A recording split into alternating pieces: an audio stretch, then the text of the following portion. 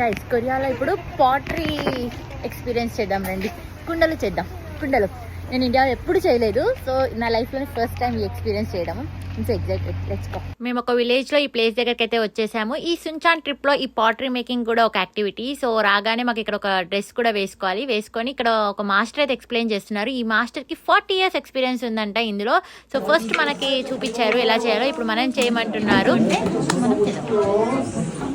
So కుండ చేయడానికి అయితే కూర్చున్నాను. ఇక మన స్కిల్స్ వాడే అవకాశం అయితే వచ్చింది. లెట్స్ సీ మనం చేయగలుగుతామో లేదో.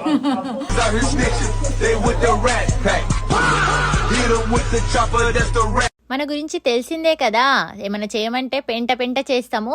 అది చూడలేక ఇంకా మాస్టర్ వచ్చి హెల్ప్ చేస్తున్నారు మాకు ఎలా చేయాలో. ఇక్కడ కొరియన్ గవర్నమెంట్ ఫారినర్స్ కి ఇవన్నీ ఫ్రీగా యాక్టివిటీస్ అయితే చేపిస్తున్నారు. మీరు కింద కొరియాలో ఉంటే ఆర్ఎస్ కొరియాకి వస్తే ఇలాంటి యాక్టివిటీస్ మాత్రం అస్సలు మిస్ అవ్వకండి.